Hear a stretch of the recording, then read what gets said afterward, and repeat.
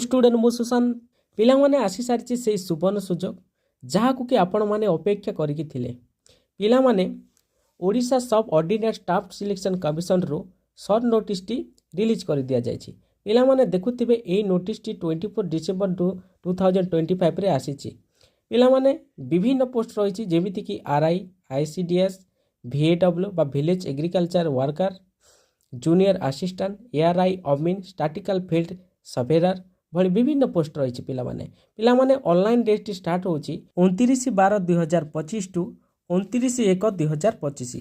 पिलामाने online करिबा पई आपण मानकू गोटे मास समय दिया जायछि। एटी आउ पिलामाने कहि रखिबी कि एई वीडियो को अधिक मात्रा रे शेयर करो कहीं समस्तंक पिला पाखे ए वीडियो पहुँचवा दरकार।